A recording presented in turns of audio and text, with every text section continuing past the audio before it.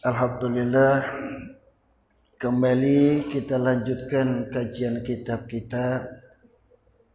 Kadang itu setiap pengajian saya malam Jumat itu kadang ada yang nanya, Mas, kenapa kalau pengajian itu ndak langsung ngaji kitab, kok kenapa harus pakai zikir dulu?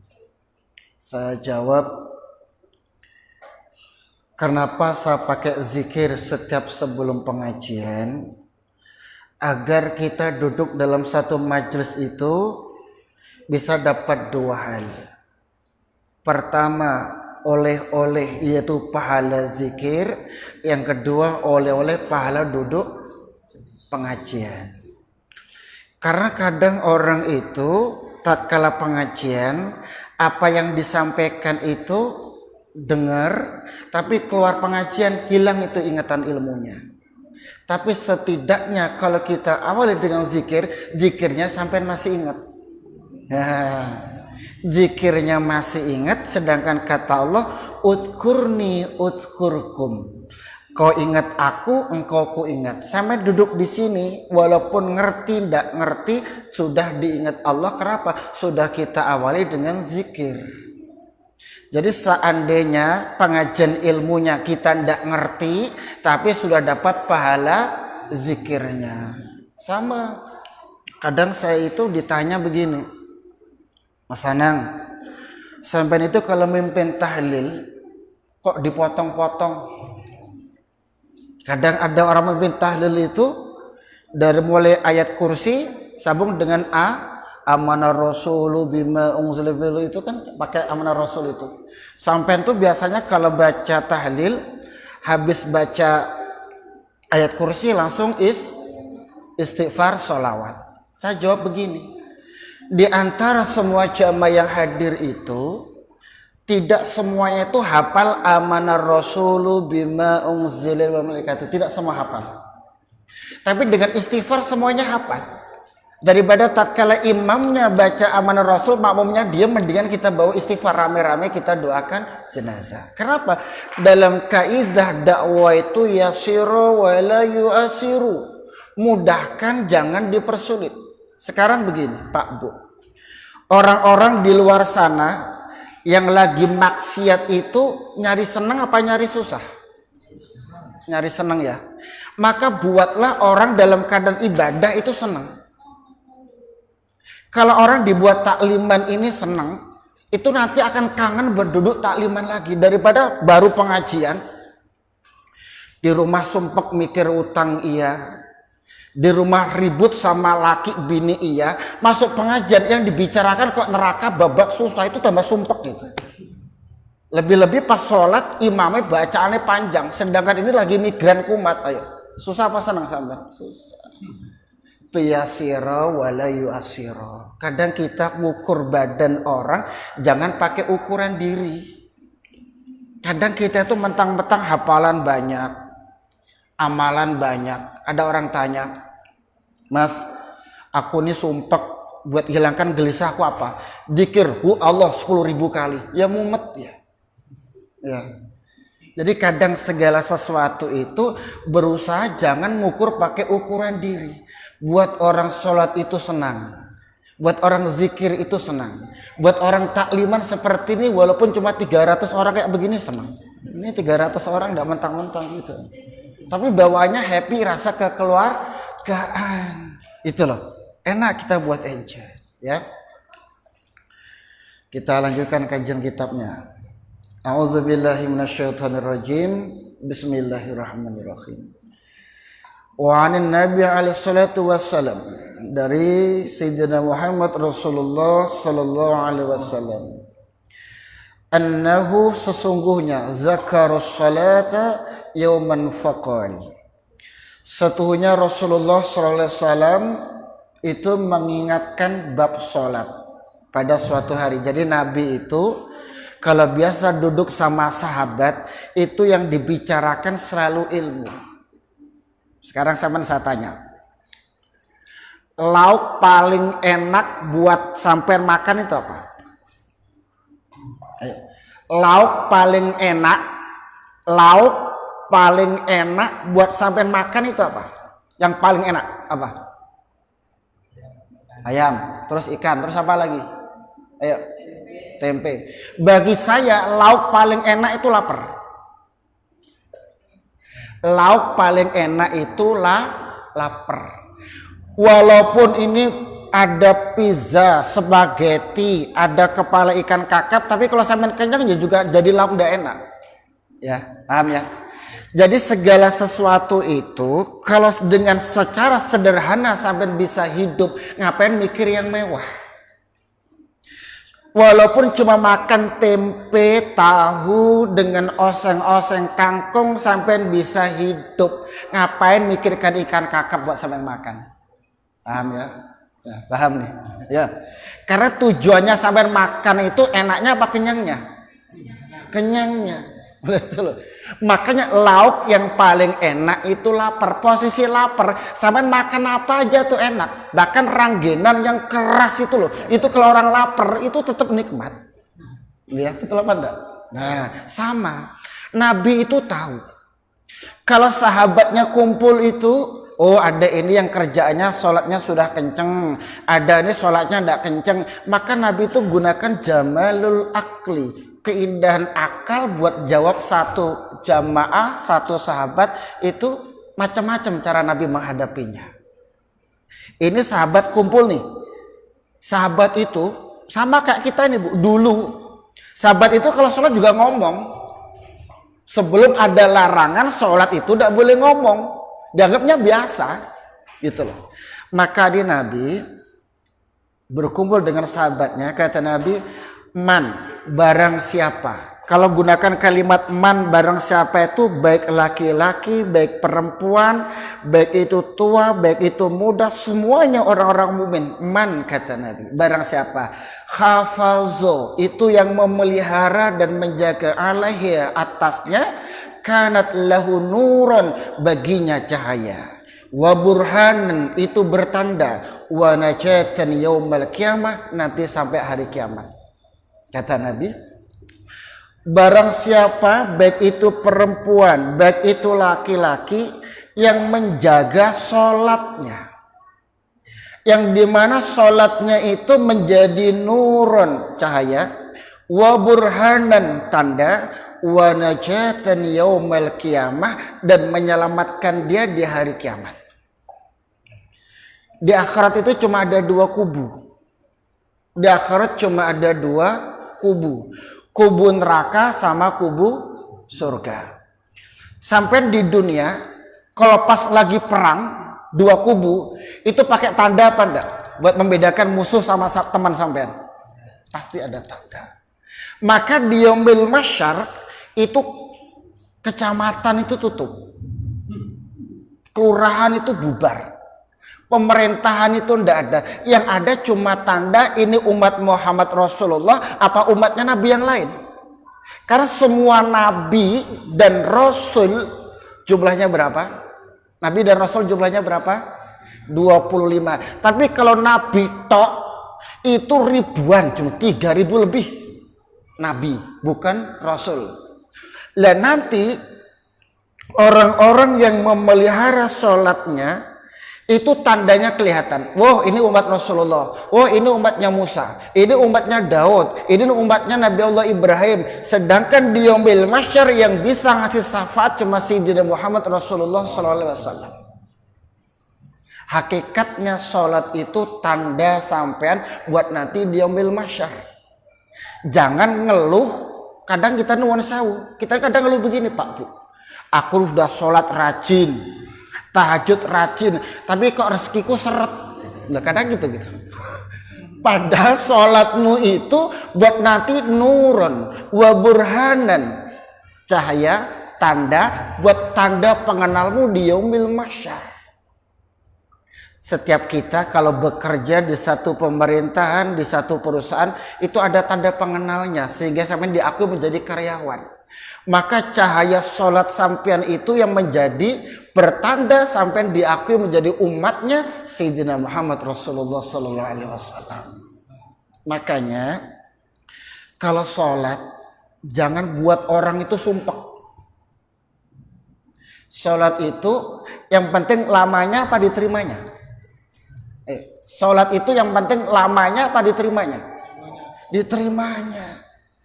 Sholat itu yang penting diterima oleh Allah. Setiap makmum itu beda kadar ilmu, Pak Bu. Ada imamnya itu bacaannya fasih panjang, rakaat pertama baca Ar-Rahman. Lah makmumnya ini cuma kerjanya kuli bangunan. Habis baca Fatihah bingung dia mau baca apa, lingu yang dipikir besok cetok, semen, besok kerja. Buat orang lalai, itu bahaya, itu enggak boleh. Makanya saya nuwun sewu, kalau ngimami tarawih itu kilat khusus selesai. Kenapa? Biar orang itu tatkala kita sholat cepet, fokus dengan bacanya, tidak mikir ke yang lain. Nah kalau bacaannya panjang, zikirnya panjang, sedangkan dia tidak hafal zikirnya, ya paling lingu cuma tolah, tidak fokus. Itulah pada.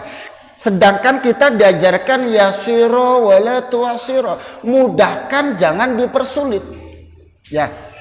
Buat orang itu tatkala ibadah, mau taklim, mau ta'alim, mau zikiran, mau sholat, mau ibadah apapun, buat dia itu enjoy. Ya. Buat dia itu senang. Sudah di rumah, ada dulu tuh Bu. Di rumah ini janjian sama istri. Nanti kita habis sholat maghrib, kita belanja ke mall. Nih, kata suaminya. Tapi aku tak sholat dulu. Ya, karena sholat itu jamaah lebih baik. Kata lakinya, pinter nih lakinya. Sholat dia, seret sholat. Lah imamnya ini seorang hafid Quran. Repot nih. Imamnya hafid Quran. Nah tadi itu rakaat pertama habis suratul Fatihah baca tabarakalladzi biyadihil mulk wa huwa ala kulli syai'in qadir. Baca tabarak sampai selesai. Ini kaki udah gemeter nih. Yang dipikirkan pasti istriku nih ngomel di rumah. Rakaat kedua yang dibaca surat An-Nisa. Bayangkan. Yang dipikiran dia tuh pasti aku pulang istriku ngomel. Sholat yang dipikirkan istrinya ngomel. Kenapa? Hebat-hebatnya laki-laki kalau sudah kena bentak istri itu bisa goblok dada. Benar apa enggak? Ya kita pengalaman jujur Pak ya. Jujur. Orang soleh apapun, orang hebat apapun kena bentak istri ya tetap bingung, pasti koplak ya pasti. Yang dipikirkan rakaat kedua. Habis itu habis sholat zikir panjang lagi. Mentang-mentang imamnya ahli zikir. Wis pikirannya suami istriku di rumah pasti ditekuk kayak kaleng kerupuk sudah wajahnya nih. Habis zikir imamnya berdiri. Assalamualaikum warahmatullahi wabarakatuh. Jamaah sekalian rahimakumullah. Aku tadi itu lupa wudhu. Aku tadi itu lupa wudhu. Silakan sholatnya diulang sendiri. Ayo, kayak apa itu? Oke, apa itu? Luar biasa. Sholat itu yang penting diterima oleh Allah. Bagaimana dalam posisi dimulai takbiratul ihram Allahu Akbar sampai salam, sampai ada sinyal terus dengan Allah. Nah itu loh. Sekarang begini, sholat tepat pada waktunya itu bagus apa enggak? Bagus ya. Bagi sampean yang nganggur, yang rumahnya samping masjid, samping langgar, yang tidak kerja, yang tidak ada kerjaan, sholat tepat waktunya itu bagus. Tapi bagaimana mereka yang kuli? Bagus apa enggak? Nah, mereka bajunya masih kotor. Dengar suara azan, mentang-mentang wajib sholat tepat pada waktunya. Langsung tiba-tiba sholat dalam keadaan kotor. Bagus apa enggak? Enggak. Semua lihat keadaan. Ada orang itu yang sholatnya di sop paling belakang, di pojok ujung, itu diangkat jadi wali oleh Allah. Jadi ada di depan sop paling depan wali, karena wali sama wali cuma diketahui sama wali, dia tahu kalau di ujung pojok sana itu seorang wali. Dia protes dengan Allah, ya Rob, itu sholatnya di sop paling belakang dan paling ujung belakang. Kenapa kok jadikan wali? Sedangkan aku pantas jadi wali karena sholatku selalu di sop depan. Kata Allah apa? Kenapa yang di sop belakang itu ku angkat jadi wali padahal sholatnya di paling belakang? Kenapa? Dia ada rasa malu dengan aku. Dia ada rasa malu dengan aku. Kenapa? Dia merasa banyak dosa, tapi sholatnya paling depan. Itu orang paling tidak punya rasa malu itu. Sampai ini di sebuah kerjaan, di kerjaan. Sampai banyak salah dengan pimpinan. Tiba-tiba dipanggil pimpinan, milih paling depan apa milih belakang duduknya? Belakang. Nah, semua ada ilmunya. Tidak berarti yang sholat tepat waktu itu surga, belum tentu. Tidak mesti yang sholatnya panjang diterima, itu belum tentu. Tidak mesti kalau zikir sampai doer pasti makbul doanya, tidak tentu. Ya, buat orang itu senang dalam ibadah. Kenapa? Hakikatnya kita sholat itu untuk ngabdi dengan Allah agar kita punya tanda di yaumil mahsyar. Orang sampean aja mati, sampean wafat nih. Berhubung ada tandanya sampean seorang Islam, sholatnya dikubur secara Islam. Ada orang yang mati berhubung tandanya dia agama Nasrani, ya sholatnya cara nguburnya dengan cara Nasrani. Ada tanda. Di dunia aja butuh pengenal, lebih-lebih di akhirat sampean lebih butuh pengenalnya. Nah, itu jadi butuh pengenal kita ini. Makanya buat besok-besok, pokoknya kalau kita mau acara apapun, mau sholat, mau zikiran, mau ibadah apapun, kita buat orang itu enjoy, jangan rutinan, nanti jenuh. Ada orang itu kalau baca doa itu pakai buku, sampai 3-4 lembar, sampai yang aminkan tuh tangannya pertama gini, turun, sampai gini, amin, amin kita aja. Saking kram, tangan pertamanya kalau pertama doa itu di atas ya, amin, amin. Berhubung 3 lembar bacanya lama-lama turun. Amin. Cuma gini. Kenapa? Doa itu bukan masalah panjang pendeknya bacaan doamu, bukan masalah fasihnya bacaan Arabmu, tapi hudrul qalbi, menghadirkan hati minta dengan Allah. Nah itu loh. Kadang kita ini sok-sokan biar kayak orang Arab. Kita tidak boleh ngikut orang Arab tuh, tidak usah. Kenapa? Betul Islam itu diturunkan di tanah Arab, tapi apa-apa ndak harus pakai Arab-Araban. Kalau orang Jawa, saya ini orang Jawa Bu. Orang Jawa kalau ngikuti Arab ya repot. Kenapa? Di Jawa itu kerjaannya nyangkul. Kalau perempuannya nanam padi. Bayangkan kalau hari-hari nanam padi suruh pakai gamisan terus, itu bisa mundur itu kayak apa? Keserimpet jatuh. Itu loh Pak.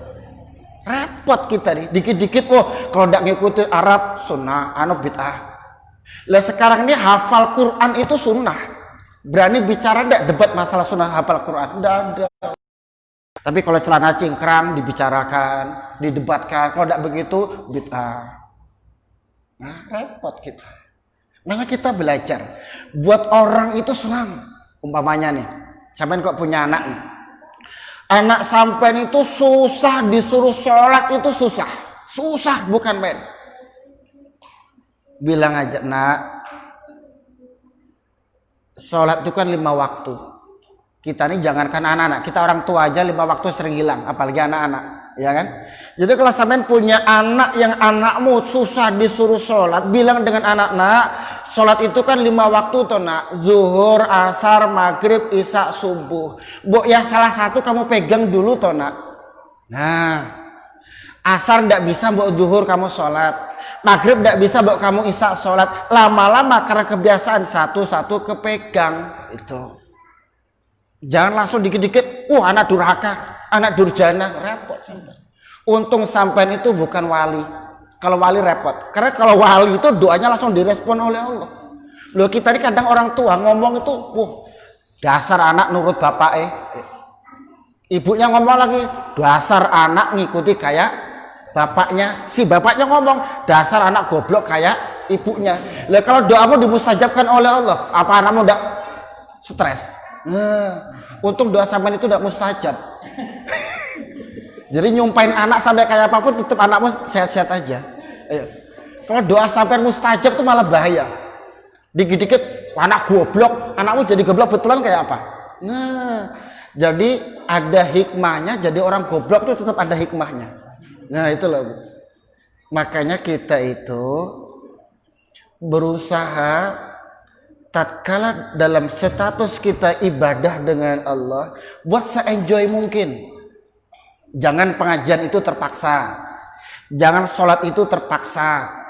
Jangan zikiran itu terpaksa, buat seneng aja. Yasiru wala tu'asiru. Mudahkan, jangan dipersulit. Jadi kalau sampean hari ini belajar sholat, yang sholat sampean itu sebagai nuron wa burhanan, tanda pengenal dan cahaya kelak di yaumil masyar. Sedangkan waman lam yuhafizu, dan barang siapa yang tidak bisa menjaga sholatnya, alaiha lam yakul lahu nurun la burhanan wala najatan, maka cahaya itu dihapus oleh Allah, tanda itu dihapus oleh Allah, dan dia golongan orang yang tidak selamat. Kenapa? Bingung. Mau dicampurkan umat Nabi, tanda wudunya tidak ada, padahal dia ngaku umatnya Nabi Muhammad. Sedangkan akhirnya apa kata Nabi? Wa kana yaumal qiyamah ma'a Qarun wa Fir'aun wa Haman. Makanya nanti di yaumil masyar, orang-orang yang tidak ada tanda pengenal di dahinya, di tubuhnya dari cahaya sholat itu dikumpulkan dengan Qarun yang memang tidak pernah sholat, dikumpulkan dengan Fir'aun yang memang tidak pernah sholat, Wahaman dan pengikut-pengikut dari Qarun, Fir'aun yang mereka tidak ada tanda sama sekali. Nah itu, guys, gak usah lama-lama, selesai. Begitu aja. Di sini makan, gitu selesai, kan enak. Pengajian itu kalau lama-lama sampean sumpek. Wes di rumah sumpek, pengajian lama sumpek, mendingnya pengajian sebentar, makan lama, sehat. Ya kan gitu aja. Terus gitu aja. Karena kita itu yasira wala tu'asiru, enggak harus. Kadang kita ini terlalu maksakan. Biar disebut alim, biar disebut soleh, biar disebut ustadz, apa-apa itu bacaan panjang, enggak perlu. Yang menilai itu Allah. Ya, selesai. Nah, masalah sampean ngerti tidak ngerti terserah. Itu terserah. Masalah sampean paham tidak paham itu terserah, itu bukan urusan saya. Yang penting saya cuma menyampaikan, selesai. Waalaikumsalam warahmatullahi wabarakatuh. Al-Fatihah.